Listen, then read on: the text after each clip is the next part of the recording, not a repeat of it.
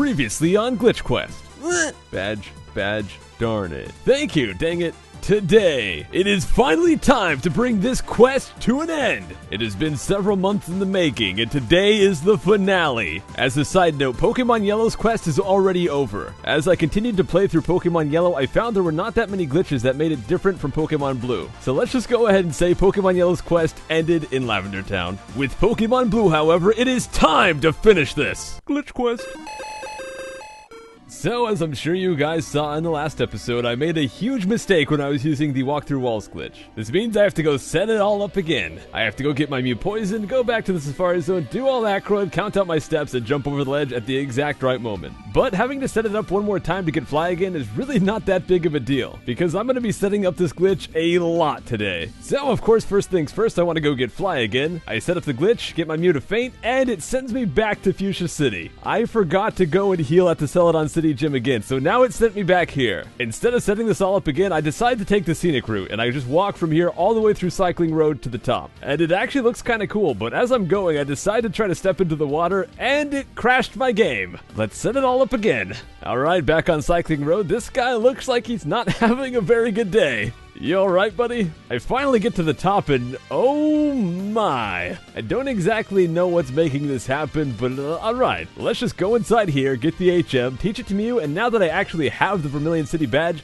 I can actually fly! I tried to use the walk through walls glitch to get the rainbow badge from Erica. However, once I got inside the gym, I found there are some bushes inside here. And because once you go inside a building, you lose the ability to walk through walls, I cannot actually go through these bushes. So this means I finally have to go to the SSN and get cut. However, I'm gonna do this in style. I go to the PC and deposit my SSN ticket. I'm gonna get inside there without a ticket. I don't need that crud. So this is a glitch with Surf. I'll spare you the technical details, but what you do is you get right here, press to the right, and then pause and save. Then when I reset my game and reload, my character will be facing to the right. However, if I use Surf, for whatever reason, he will surf down on top of this guy. And that lets us walk right past. You can also do this to get back on the SSN if you've already completed it. And now that we're inside here with Surf, we can actually surf around and see the truck right here. This truck right here is associated with an old myth about how to get Mew. However, one, it's already been debunked, and two, I already have a Mew, so who cares? Anyways, I board the SSN and go to get cut, and along the way my rival stops me for a battle. This is kinda strange because I've already battled him at the Scykoh Tower, and he had a lot higher level Pokemon there. Hey, good to see Eradicate's doing alright now though. So I defeat him, then I go talk to the captain and get the HM for cut. Now that I have cut, I can very easily go and get the badge from Erica, so I do exactly that. So now I have 5 out of 8 badges. As you may remember, I skipped the first gym, however I still need to get the 7th and the 8th gym badge. In the grand scheme of things, the only badge you can really skip is the first one, so I have to get all of the other 7 badges. But of course I'm going to get to the 7th badge at Cinnabar Island in style. Now when I get to Cinnabar Island, I want to have a walk through walls glitch activated, and the reason for that is you can't access the gym without getting a key, unless you glitch inside. Now I could just surf to Cinnabar Island, go to the Pokemon Center and heal up there, that way when I do the glitch, it'll take me to Cinnabar Island.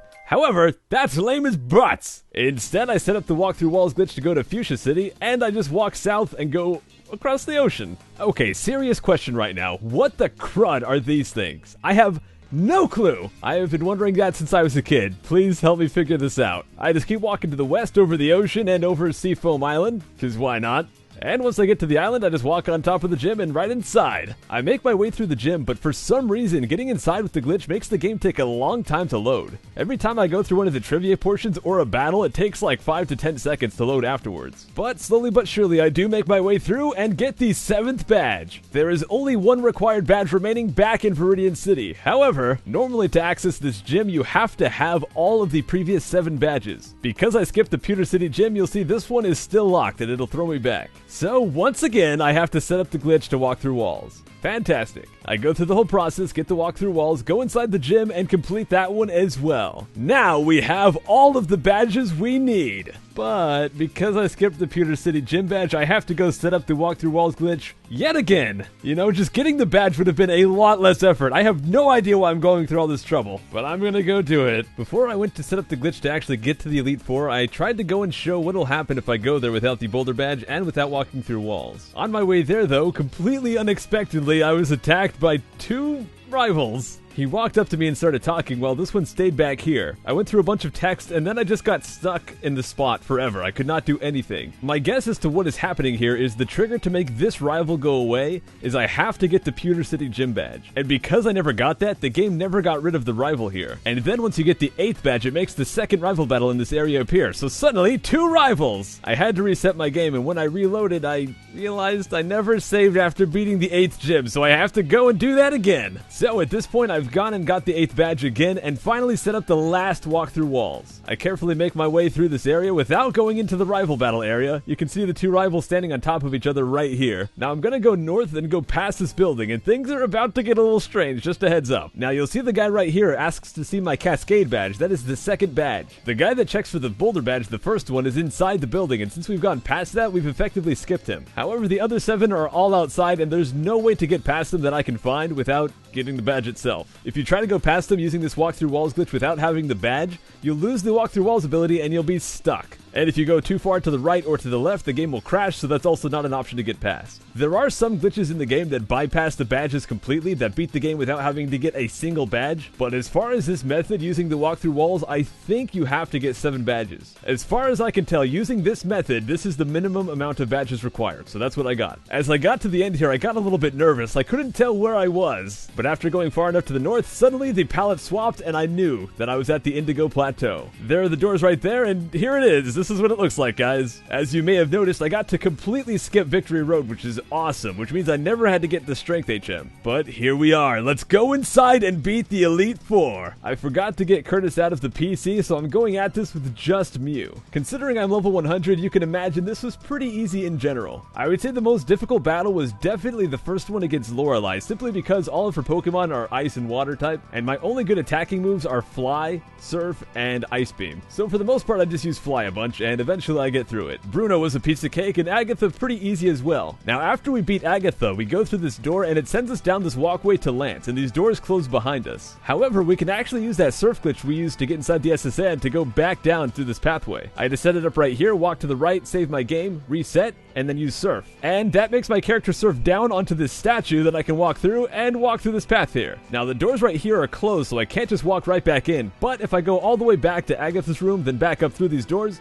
it'll automatically make me walk through again. And right through the doors. So finally I do the Lance battle, defeat him, and then fight the rival himself. And I wreck him too. This game is over. But while the game may be defeated, the glitch quest is not. There is one thing left to do. One final boss. I think you all know where this is going. We are about to do one of the most infamous glitches in video game history. That's right. It is time to do the old man glitch. So the way it goes is we go and talk to the old man and watch his tutorial. Afterwards, we go to Cinnabar Island using Fly and we surf along the coast right here. Now, due to a whole bunch of technical stuff, this makes some very strange things happen. I will link some information down below that has more details if anyone is interested in reading that, but the gist of it is that depending on our character's name, we will find different Pokemon at different levels and even glitched Pokemon by surfing along these tiles. So the name I selected at the beginning was not random. It was important for this exact reason. So I keep surfing along these tiles and BAM! I find a glitched Pokemon. Then I simply go ahead and defeat him. But there's one side effect to this glitched Pokemon, which is it takes the 6th item in your inventory slot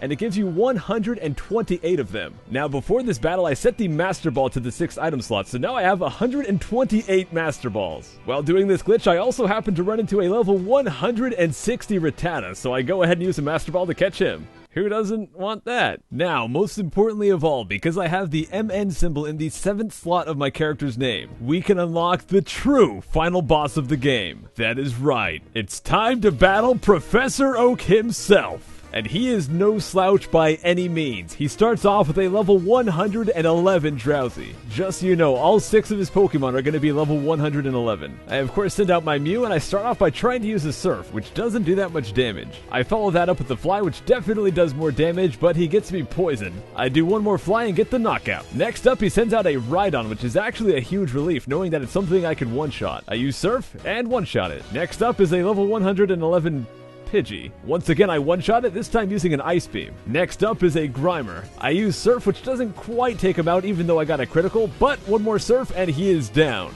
Now is where things get intense. Here comes Missing No. Oh yeah, Professor Oak is not playing around. I start things off by throwing out a Toxic, but then he goes and starts to charge up a Sky Attack. I counter that by using a Fly so his Sky Attack misses, then I take him down. And his final Pokemon, the last thing standing between us and completing this glitch quest, is this thing. This glitch Pokemon makes some weird things happen. It makes me press A multiple times just to go through menus. I don't know why it does that, but it does. It also has no name. I don't even know what to call it. But I start things off with the Toxic once again, and for some reason it makes the animations around him red. Then he attacks me with TM5.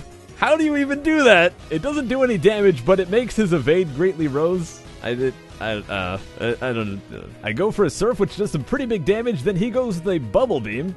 Alright, I try to finish him off with Ice Beam, but that misses. He uses another Bubble Beam, then I use Surf and take him down! And there we go, guys. Professor Oak, the true final boss, is defeated! He doesn't say anything, but he just gives me 9,999 Pokédollars. That is a pretty solid reward, I'll take it. And there we have it, ladies and gentlemen. The Pokemon Generation 1 Glitch Quest is completed! Thank you very much to everyone who has watched this entire series. I hope you have enjoyed watching it as much as I've enjoyed making it. Do you guys think that I should do more glitch quests? If so, give me some game suggestions. But please only suggest games you happen to know have really cool glitches. So, thank you very much for watching, and I'll see you in the next video.